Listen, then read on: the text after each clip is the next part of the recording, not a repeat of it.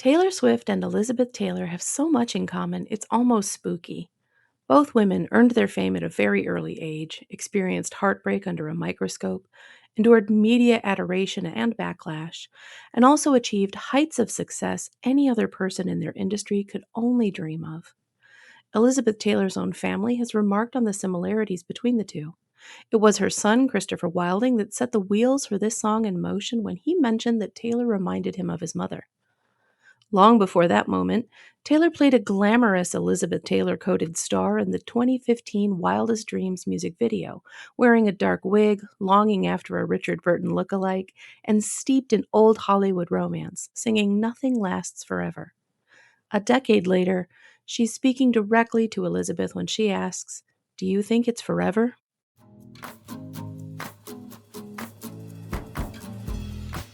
This is the Taylor Explainer. I'm Krys, and I explain how the invisible threads in Taylor Swift's songs connect by unraveling the mysteries, cultural references, and layered storytelling woven into her lyrics. Today, we are diving deep into Elizabeth Taylor, the second track on The Life of a Showgirl, Taylor Swift's 12th studio album.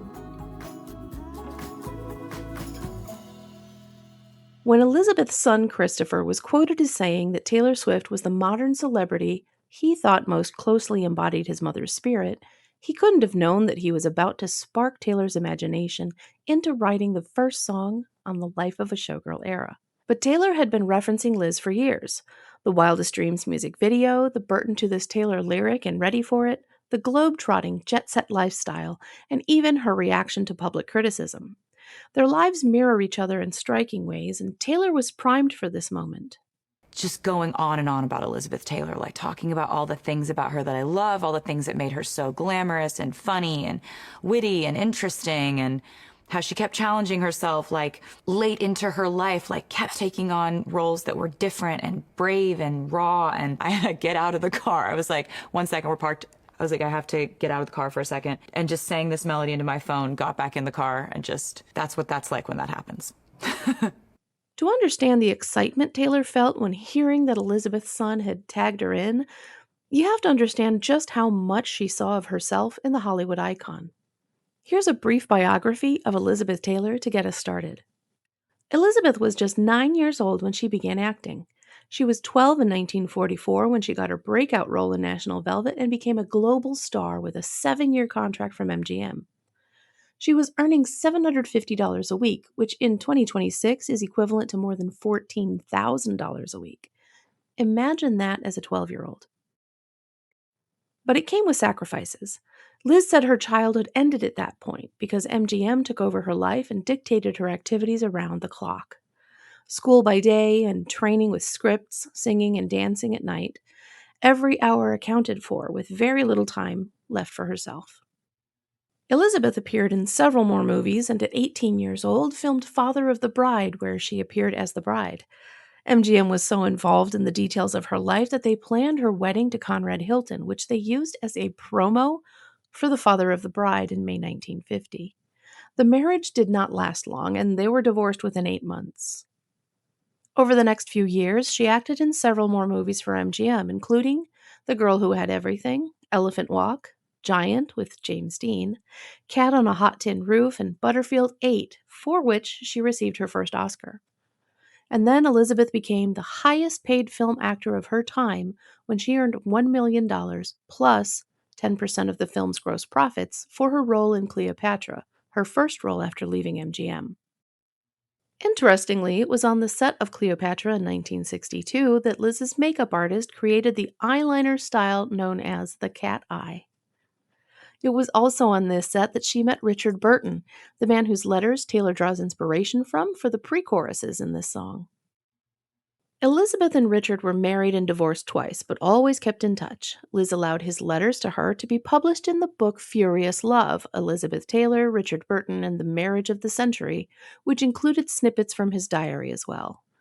In interviews, Elizabeth said that growing up, she learned that love equaled marriage, and so rather than simply falling in love, she fell into and out of marriages.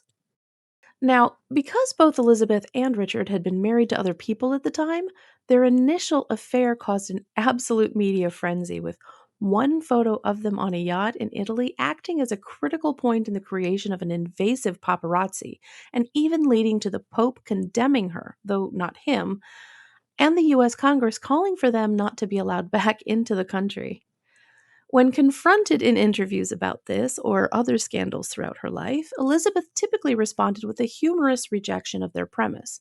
She simply refused to accept the judgment of others, choosing to live by her own moral compass. Her relationship with Burton was tumultuous and often resulted in him feeling like he needed to apologize with gifts, which he did with panache. He gifted her the Krupp diamond, the Taylor Burton diamond, and La Peregrina pearl. These jewels joined others in her collection from houses like Cartier, including a stunning ruby necklace and earring set from her husband Mike Todd. She was such a good customer of Cartier that they sent her a congratulatory solid gold telegram for each of her Broadway debuts in 1981 and 1983. Media scrutiny on Elizabeth remained intense throughout her life, with one photographer infamously parachuting into Michael Jackson's Neverland Ranch to try to snag an exclusive photo of her 1991 wedding to Larry Fortensky. That stunt led Liz to sell her wedding photos to People magazine for $1 million, money she used to start her AIDS foundation. A posthumous auction for the sale of her incredible collection of jewelry brought in nearly $157 million for that AIDS foundation. Clothing and accessories brought in another $5.5 million. Outside of acting, Liz was a clever businesswoman, earning the majority of her vast wealth from her fragrance collection, first with Passion, then White Diamonds, both developed in collaboration with Elizabeth Arden. Ultimately, there have been more than 11 different fragrances that bore her name. Additionally, she published books, created a line of jewelry, and was generally recognized as a fashion icon throughout the whole of her life, helping popularize fashion houses like Valentino and Halston. Elizabeth Taylor had an eye for style and a great sense of humor. She was a talented actress and a shrewd businesswoman. Understanding her own worth, Liz never let anyone push her around and spoke up when she felt she was being treated unfairly.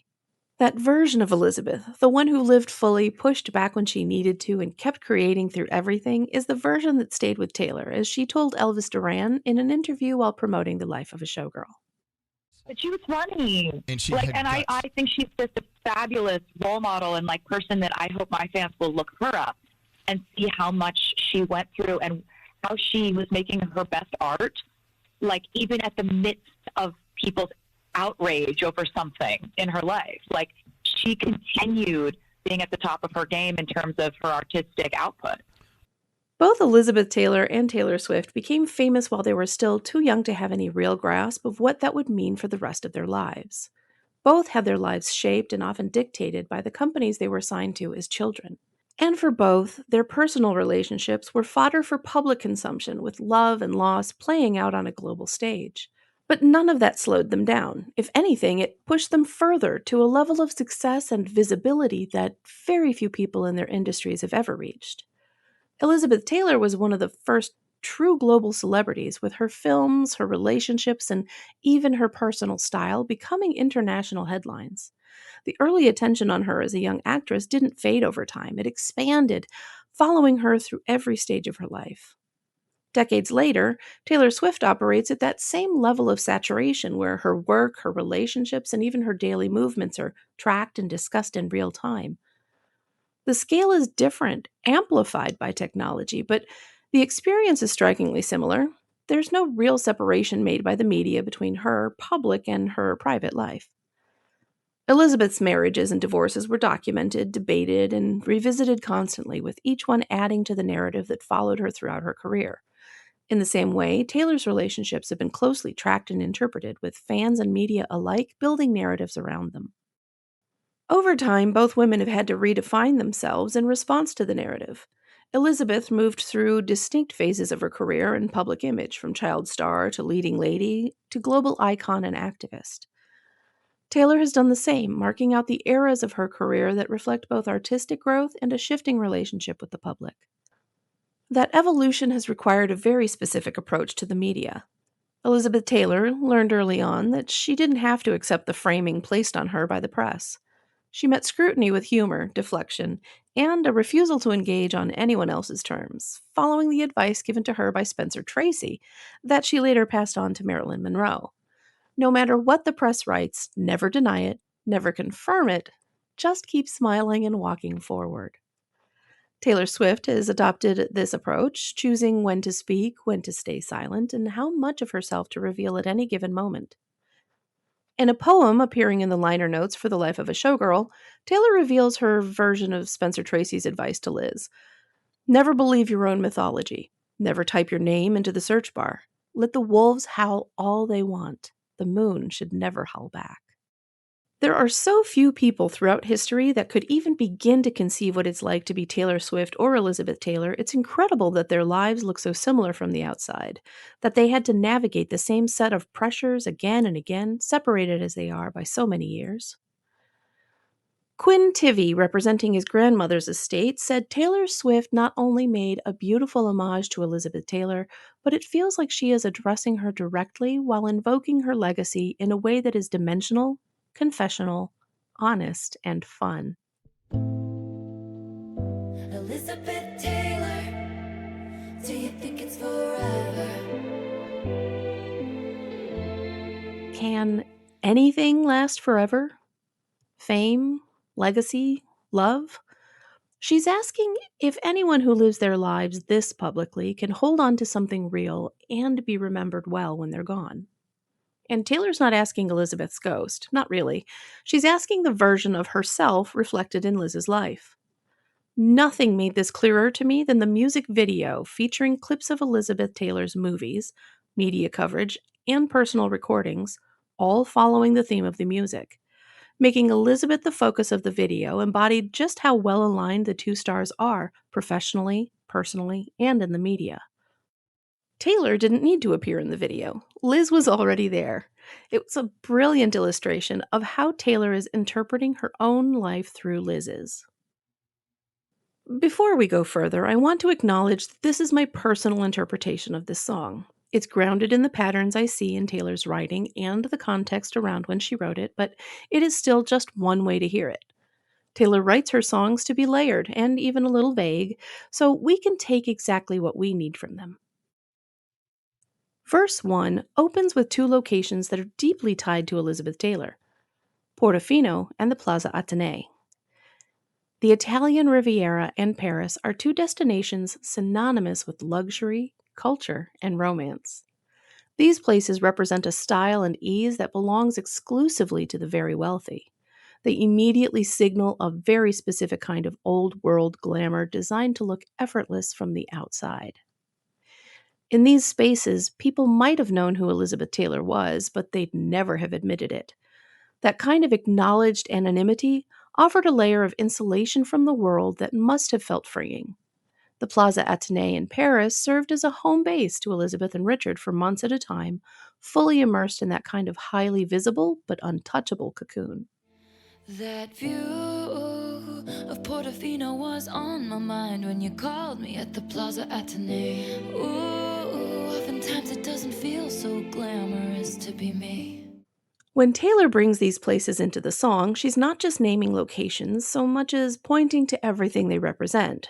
She says the view of Portofino was on her mind, and I think you know why, which is hard not to hear as a reference to Richard Burton's proposing to Elizabeth there, one of the most recognizable moments in their story, and one that fits neatly into the version of Elizabeth Taylor she's been drawing from.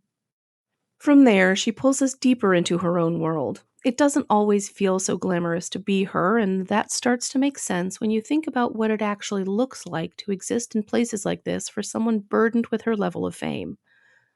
She can't walk through the front entrance and take in the view. She has to find ways to move without being seen, slipping through hot, cramped kitchens and service corridors, using scuffed and stained staff elevators instead of walking through the grand entrance, admiring the impressive lobby decor, or riding in the opulent guest elevators.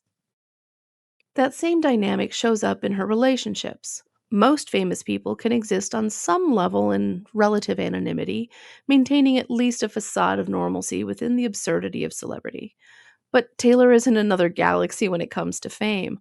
Partners may think they can handle that level of visibility, but they don't tend to last, whether it's because the attention changes things or because the reality of it becomes clearer over time. They step back or fade out or realize they don't quite fit into a life that functions this way. And then there's the exception, someone who doesn't step back, who doesn't seem thrown by it, who understands what that environment requires without needing it to change. He's able to exist within it as it is, without being diminished by it. He understands the visibility, the pressure, the immense weight of it all, and instead of being worn down, he flourishes, blooms. And now that she's found this man who can withstand the bright lights, the language she pulls in for her to appeal to him in the pre chorus is rooted in the way Richard wrote to Elizabeth. In one of his letters, he wrote that if she ever left him, he'd have to kill himself, which is dramatic to the point of absurdity, but also completely consistent with the way their relationship functioned, always intense, always heightened, and never particularly grounded in moderation. And if your letters ever said goodbye. It feels like she's stepping into that same language, starting to echo Burton, but she doesn't complete the thought. She leaves it unfinished, lets it hang in the air without resolving it.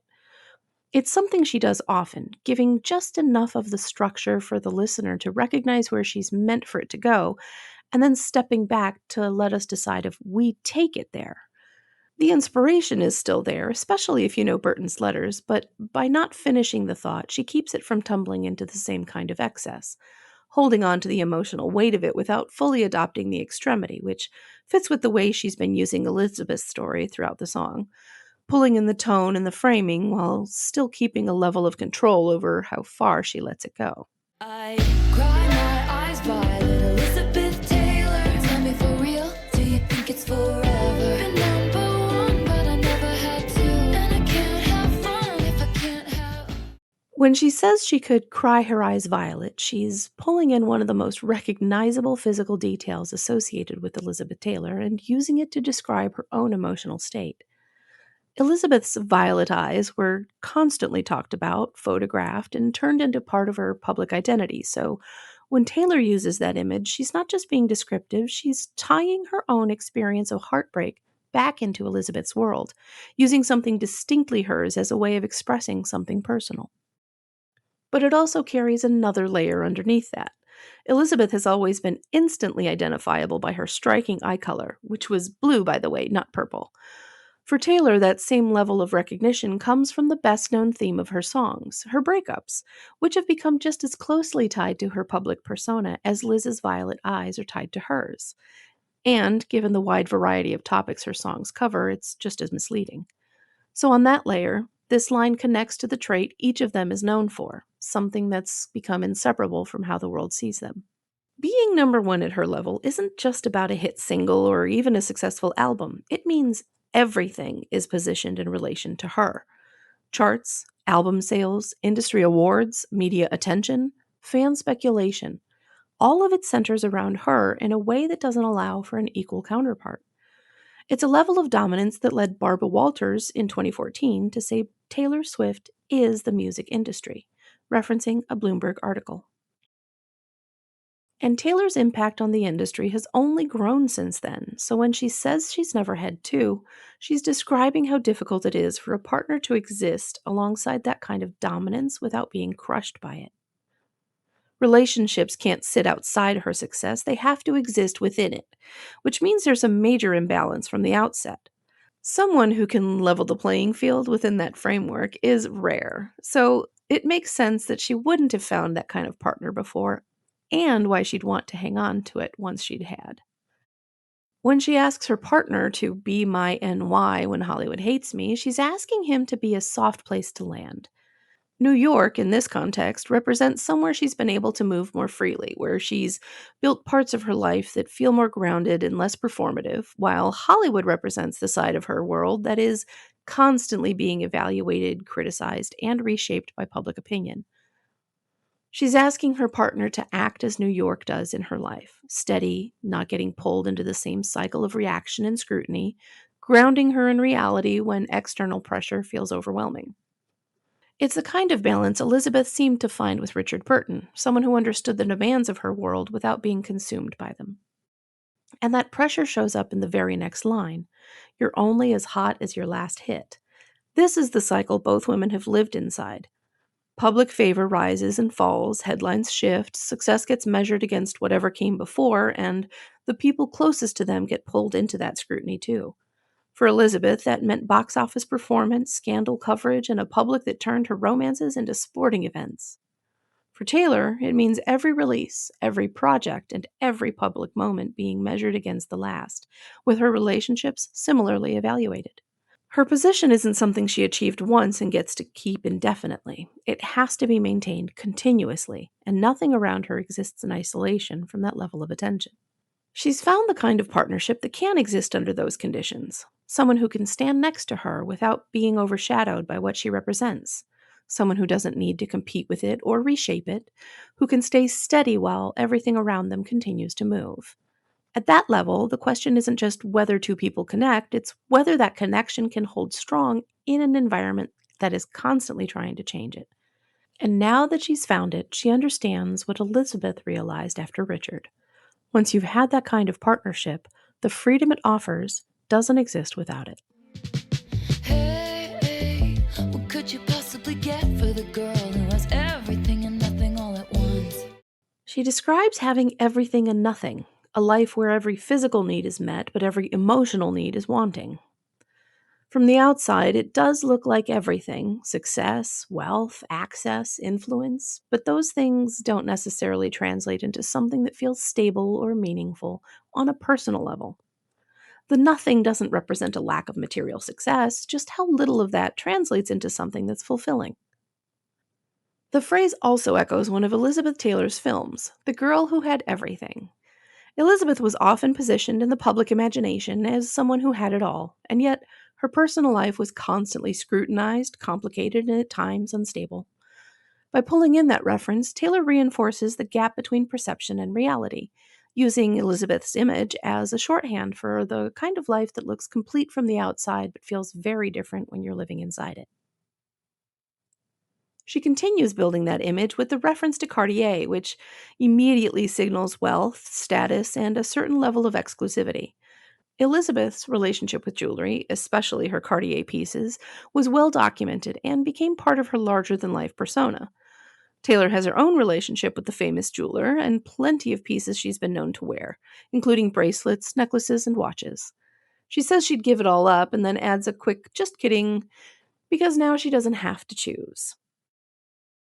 The mention of Musso and Franks works in a similar way, grounding the verse in a real place that carries its own history of old Hollywood glamour while also functioning as a setting where public and private lives tend to blur.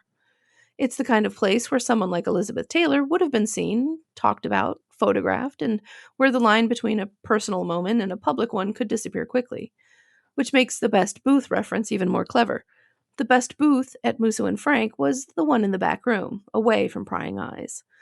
For Taylor, bringing that location into the song reinforces how difficult it is to exist in those spaces without being pulled into the performance of it.